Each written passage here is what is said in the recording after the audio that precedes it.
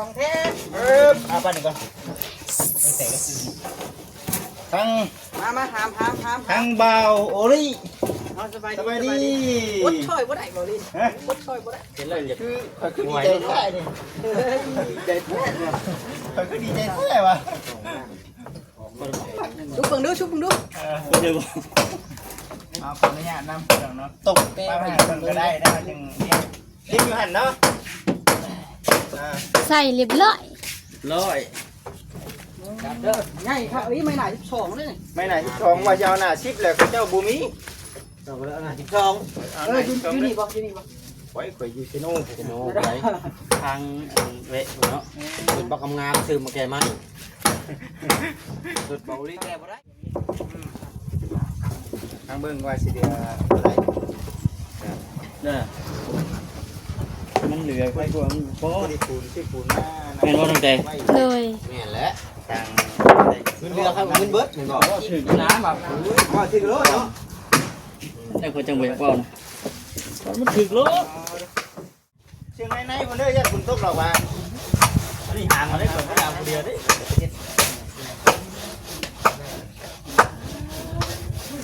นักเมนไปสองคน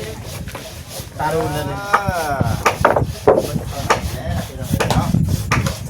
เดี๋ยวครับตั้งไว้ก่อน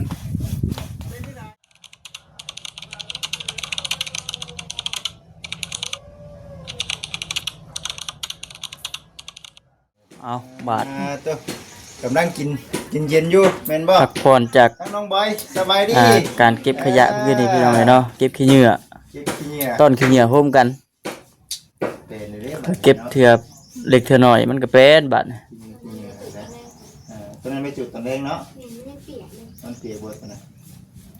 เก็บขวดก็คือว่ากองไว้ให้มันแห้งก่อนเพื่อเดียวสิเอารถมาไปผมคือเก่าเอาเนาะเอารถมาไปผมคือเก่าไม่มีรถบ่เห็นบ่นี่เดี๋ยวสิตักนิ้วไปจะลืมก่อนบ่แห้งเลยเนาะว่าเราสิเมื่อครัวหารถบ่เห็นบ่แห้งเลยใครอยู่ดอกพระเจ้าเพิ่นบ่ได้ยินคือทางไงเนาะคือนางในนั้นน้องเต้เป็นไดเงี้ยมันบ่แพ้บ่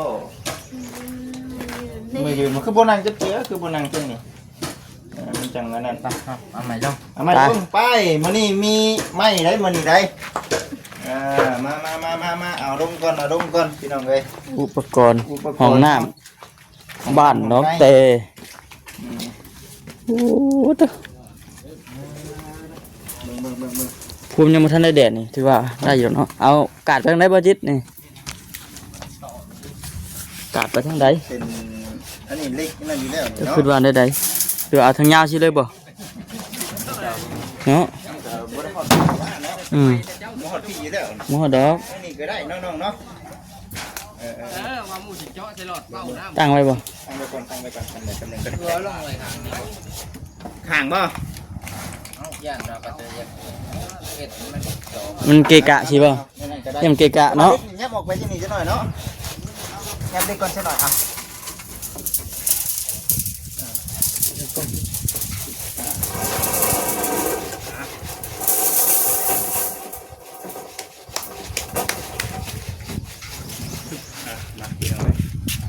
เดี๋ยวป้ากันเอาไม้ลงก่อนนี่ครับต้องป้าไว้ใช้บ่จิตยับออกก่อนก็ได้ยับออกไกลๆตัวนี้ก่อนป้าดักเจ้ากันเนาะยองแท้เอาไปหนึ่งก่อนไม่ใส่ก็คือทั้งมาหามทั้งเบาโอริสบายดีวดช่วยบ่ได้บ่ดิวดช่วยบ่ได้เห็นเลยคือดีใจแท้เนี่ยดีใจแท้เนี่ยคือดีใจแท้วะชุบเบิ่งดูเดี๋ยวเอาขออนุญาตนำเรื่องเนาะตกไปหาเพิ่นก็ได้นะจึงเนี่ยเรียบอยู่หันเนาะใส่เรียบร้อย เด้อง่ายครับไม่หนา12เลยไม่หนา12ว่าจะเอาหน้า10แล้วเจ้าบ่มีเอาแล้วหน้า12อยู่นี่บ่ไว้ข่อยอยู่ซิโน่ไว้ทางเวะเนาะสุดบักงามซื้อมาแก่มันสุดเบาลีแก่บ่ได้แม่นบ่โอ้ยได้แล้วแค่ว่าจะมี จะไหนก็ตามไปไปอยู่ยับข้างล่างบ่จะได้คุณบ่ไม่ห้องบ่ห้องก่อนบ่หมู่ห้องก็ได้มั้งห้องก็ได้ห้องก็ได้แค่เดียวเด้อบ่ป้าเด้อป้าเด้อป้าให้ค่อยไปอีก ป้าบ่ป้ากันโอ้ยเอาทับอันนั้นทับอันถุยยับอีก โอ้โหแดงจำใหม่ฮะ เซนพุกเซนนึง สุดยอดเลยนะ เซนพุกเอาแก้วก่อน ไปยังไม่งอดกอดมือเลย เฮ้ยมันบ่มีดอกฮะทำมันมีงอดได้ติ งอดยังไม่กูยังกู เดี๋ยวเจ้าอย่าถอยหลังไกลมันเสียเวลา เห็นเนาะ เอามามื้อนี้เนาะบ่ไม่นี่คือหน้าแท้น่ะว่าโอ้ดิ บ่ได้ไม่ เอาไปเท่น่ะ ชนกันเล่นชนกัน โอ้คนนี้มันเลยแก้วบ่โอ้เห็นนั่นก็เป็ดเนาะ เอาเส้นหนึ่ง กินน้ำมันนี่เนี่ยที่ลวกเปลือกนี่ ฮะ เข้ามาแล้ว ยัง เส้นกินชั่วเล ปี ย กลับมาเลยอ๋อข่อยจะซื้อมาคือกัน นี่บ่ นี่ คอยลวกกินไปสร้างคอยได้ค่ะ เดี๋ยวซื้อมาอยู่ไปซื้อมาอยู่โอเคเดี๋ยวจัดการ กินน้ำแต่กินเพื่อเลยได้ป่าวเว้ย อ๋อเรามาอยู่เดี๋ยวก่อนนะ เดี๋ยวไปซื้อมาอยู่ตกใจว่าดีได้ไร มันกินข้าวเที่ยงแน่เนาะ อ๋อแต่ไม่เดี๋ยวจะมาใช้ได้ทิ้งมาให้ อยู่ใส่เจ้าหน้าของน้ำนี่แหละเห็นได้ใช่ อ๋อสุดยอดให้สุดยอดให้ สองไม่น่าสอง แกงพกไหนน่ะ อย่ามันโอ้มันคักเนาะ จังผักเนาะ พออยู่มั้งพออยู่หรอกเนาะ ตายชื่อว่าพ่ออีกป่ะ มันทำได้แท้เลยเห็นไหมเป็นหมัดบ่เลย ไม่เห็นเสียงนี่ ทางเบิ้งว่าสิเดียอะไร เนี่ยมันเหลือไปกว่ามันพ่อ ที่ปูนชื่อปูนมา แม่นบ่ตั้งแต่ โดย เนี่ยแหละทางเงินเรือครับเงินเบิร์ดเหมือนบอก ถึงน้ำแบบ ว่าที่รถเนาะ แต่คนจังเวียนเปล่านะมันถึงรถ ในเรื่อง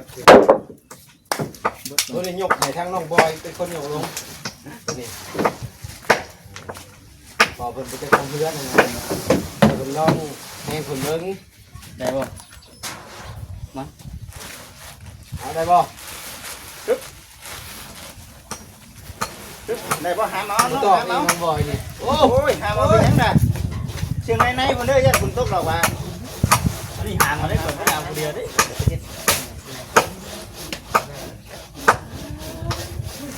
นักเลย นักแม่นบ่ นักเมนนักจม นักแมนไปครับ สองคน ตาดูนั่นนี่ เดี๋ยวครับ เป็นที่ไหน นักคนตั้งแต่ มือบอก นักอยู่ มาแล้วนาทีนอกเลยถ่ายนักมาก เข้าใจเข้าใจ ขอบใจเบาแทนน้ำเนาะขอบใจลายขอบใจลายขอบใจเด้อเบาดิขอบใจได้ลายขอบใจได้ลาย เดี๋ยวบางทียืนเป็นกำลังใจให้ เออเอารถไปพุ่นบ่ แมนโอ้ท่านนี่ก็ตั้งแล้วพี่น้องเนาะตามวนเป็นตามวนไป ไปพี่น้อยเนาะ ประมาณนี้ เก่งจะสัก จะเป็นอย่างเนาะ เป็นนี่ไดเป็นนี่ได เฮ้ย หวานคักอยู่บ่หมากละ5,000พุ่นได้รอน่ะน้องแต่ว่าหมาก5,000พุ่น มันลงก่อนก็ว่าที่บ้านเกียกุ๊กอะไรก็หักลงเบิด มันเป็นกล้วยเหี่ยวเล เม็ ย ดไว้เหี้ยนะ10,000 อ่านแค่ว่ากินบ่ทิมนี่แม่น5,000 เพราะมันมีแนวอยากกินน้ำ โอ้ไปบัดนี้เบาเลย ชิวมาใกล้ได้ป่านนี้เนาะเด้อ ว่าไปพี่น้องเนาะ พี่น้องเด้อคือสี ที่มานั่งนี่ก็ยัง น้องเต้ เนี่ยมันจอรถ มันจ่อเนาะ อยากจับโดดว่าเป็นล้านเด้อ เนาะ ระหว่างสมมุติว่าใส่ไม้ย่างนี่กับแบบนี้นี่มันสิเป็นใดก็ จับแตกต่าง ไม่แตกต่างกันยังบ่จะมาโอ้เอาไปมาดื่มด้วยกลุ่มคนกะที่เอาเด็กออกกันยังซี่พอแห้งแน่เนาะดูซี่กับคอมเมนต์กัน ใส่ใหม่บัดมันยังว่าพอได้จังเฮาอีกเนาะ อย่างเนาะ ไม่นะมีแหละแต่ลืมพูด ดูใช้ เรื่องหา โอ้ เนาะอันนี้ก็ไม้นี่เขาซื้ออยู่ใส่ก็ไม่ เกียมันเอาไปซื้อมาแต่ไทย ซื้อมาแต่ไทย อยู่ไทยเด้อพี่น้องบ้านเฮานี่บ่ สำหรับบ่จิตยังบ่ฮู้เด้อ บ่ค่อยเห็นกับเจ้าขาย พอได้ครับ เสร็จแล้วอยู่ห้องหมอ เนาะเอาซะพอดีว่ามื้อนี้ทั้งไอ้เองก็อันน่ะชื่อ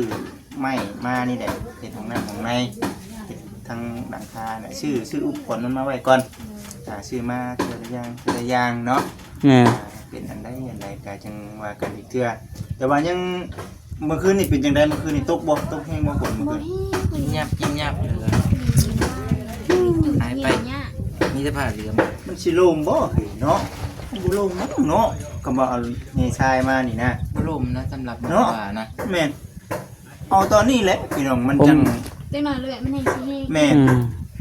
ถ้าหากว่ามันแห้งเข้ามานี่แห้งกระเตกเด้ แม่นะ ยังสิได้รอถ่ายอีกเนาะ เราถ่าย นี่แหละนี่พวกมันแดดได้มื้อนี้ก็ถือว่าแดด มันก็คือบ่ได้ว่าสัตว์เหนียวแห้งปานใดเนาะมีแต่ว่าเดี๋ยวบ่จิตยังสิออกไปตามไทยเบิ่งอยู่พี่น้องติดตามข่าวเบิ่งก่อนเอามาถอกไว้แล้วก็เบิ่งมันจะมีปูนกับอันน่ะเฮทรายเนาะ แม่น นอกจากนั้นก็เบิดแล้วบัดนี้เนาะเบิดแล้วบัดนี้ปูนเฮทรายบงกุงบงกบเฮามีเบิดแล้วพี่น้องเอ้ยบอกก็มีเบิดแล้ว สังกะสี สังกะสีนี่เดี๋ยวให้เพิ่น ให้ขึ้นโครงเลยก่อนเนาะ ขึ้นจากที่ได้เบิ่งน่ะมันอยู่ในน่ะเพิ่นว่า3เมตรเพิ่นว่าน่ะ3เมตร4แผ่นบ่จิตก็ไล่ราคาให้แม่เพิ่นตามนั้นเลยแต่ว่าเฮารอพังเบิ่งสร้างเพิ่นมาไล่เบิ่งก่อนว่ามันสิ ตกเท่าไรเนาะ 4แผ่นกับ3เมตรหรือบ่ อืม ตัวนี้ก็เอาเบิ่ง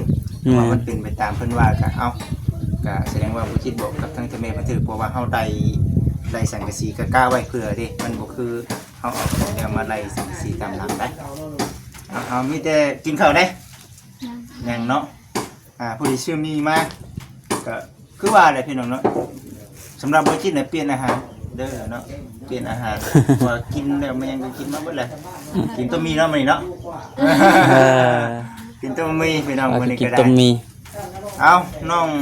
ทั้งสองเด้อมีแต่ว่าให้น้องแต่เนาะกับน้องเมื่อคืนขอบคุณขอบคุณทางสามีเพิ่นนั่นแหละชื่อไม่มาให้มานี่ เลยขอบคุณเด้อแม่ที่ซื้อไม้มาให้ลูกความเจ็บบ่ให้ได้ความไข้บ่ให้มีแม่ซอยลูกเท่านี้ขอหาคืนแม่ร้อยเท่าพันเท่าเด้อแม่เด้อ สา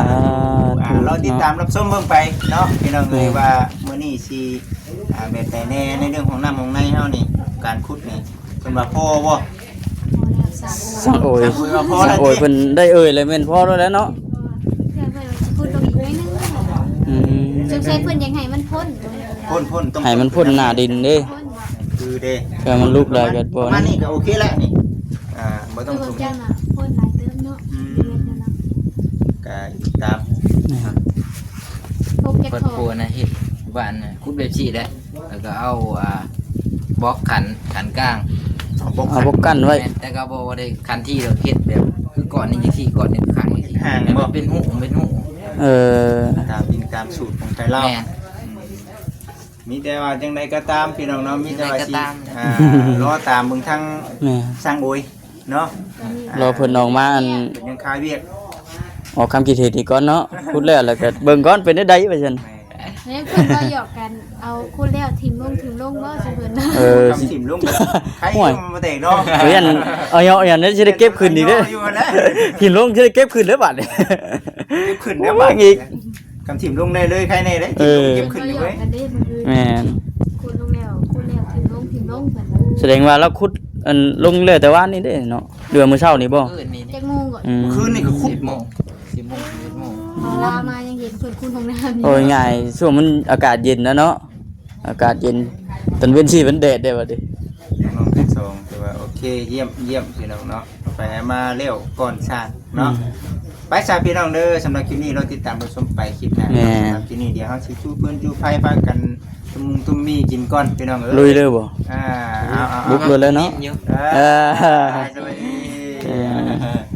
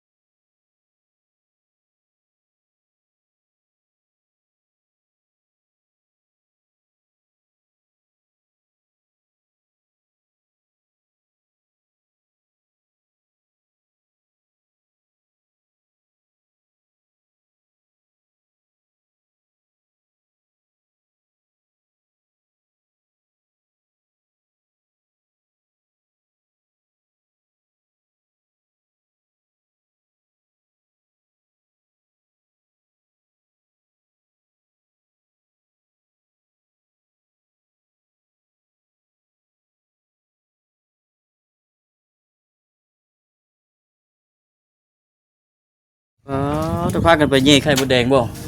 ฮะ ลูกอันเอามา โอ้ช่างโอ้ย ไม่ตอก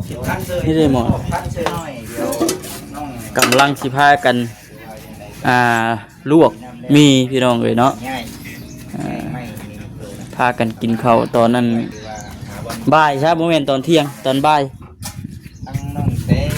กับหรือว่า กินข้าว เตรียมพร้อม กินข้าวกับบ่ายมีเฮามื้อนี้ อ่า บ่ายมีเด้โอ้กินข้าวตอนบ่ายได้มื้อตอนเที่ยง คือว่าทั้งเบาวัดเพิ่นก็ชื่อตุ้มมุงตุ้มมีแหละแต่ว่าเฮาก็ชื่อมาคือกันเฮาก็ได้ว่าเอ้า กินมีสามัคคีเด้อมื้อนี้เด้อ มีสมาธิ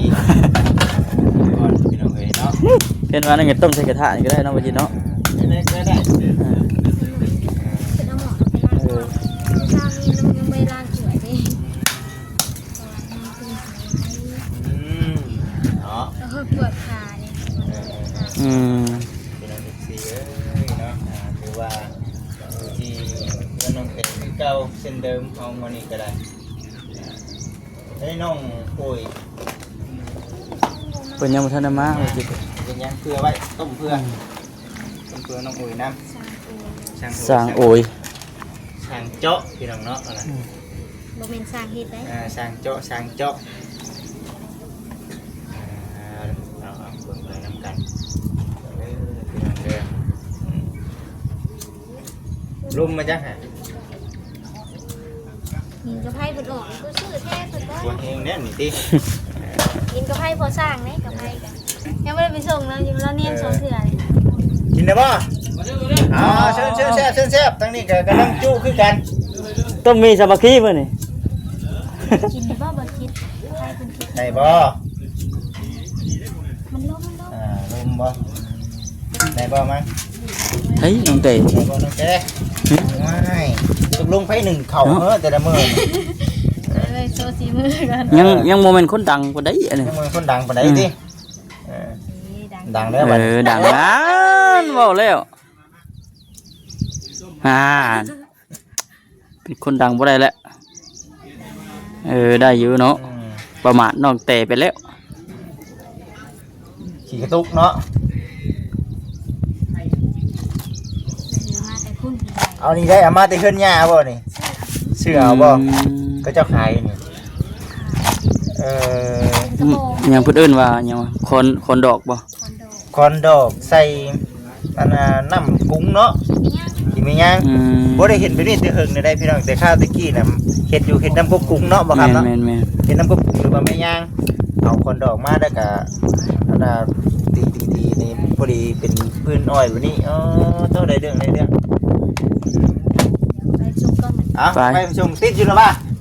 บ่ได้ใส่พื้นออกพื้นน้อยก็ติดอยู่แล้วเนาะ บ่พอนี่บ่พอ มันยังเยอะนี่น่ะเปลือกมันสิบ่แวนถ่ากินต้องมีกันเนาะจังออกไปเนาะยินบ่เดี๋ยวสิออกไปเลยบ่ ออกไปเลย หัวช่างว่าแท้ ไม่ได้ความใจหลายเมื่อกินยาอยู่เมื่อกินยา ใกล้เที่ยงแล้วนี่หมอบอกว่าเที่ยง มันบ่ายมุกเลยนี่ ยังตามก็ได้อยู่ เนาะ ตามไป หลายเลยไอ้ เพ บ่ ราะ เนาะ ว่ามันมีเส้นมันดิสีหล่น อันนี้นั่นบ่ แม่มันหัวไปเดียวนี่ หม้อเฮานี่ใหญ่ที่สุดแล้วนี่ หมอเบอร์ซะ2 เบอร์ที่2 เบอร์ซะ2 ตัวนี้เป็นมีเวียดแต่ว่าแซ่บได้สำหรับอ้ายว่าอ้ายมักตัวนี้มันจะเป็นมันเนาะครับเนาะมัน สมนัว ใส่เครื่องปรุง พอดีถ่าทั้งอันนี้นี่ช่วงนี้ได้เนี่ยบ่าวแสนกับบ่าวสลี ที่บ่เสียน มา บ่เชื่อตัวนี้น่ะสำหรับบ่จิตกินน่ะตะกี้เพิ่นก็ว่าเพิ่นบ่ค่อยได้ต้องกินเด้พอต้องกินแล้วว้าย ติดใจติ ติดใจ แต่ว่าถ่ายมันหมอมันพดมัน ถ้าให้หมอพดก่อน นั่ เนาะ น ถ้าให้หมอพดก่อนเฮาจังว่ากันอีกเทื่อพี่น้องเอ้ยเนาะ จังไดก็ได้รอติดตามรับชมเบิ่งไฟกำลังสิอะไร ไปเดี๋ยวพี่น้องไปเนาะจากพี่น้องคลิปนี้ก็สิจบก่อนทางบ่คำแฟนพี่เตือติดตาม เบิ่งน้ำกันเนาะพี่น้องเนาะสบายดี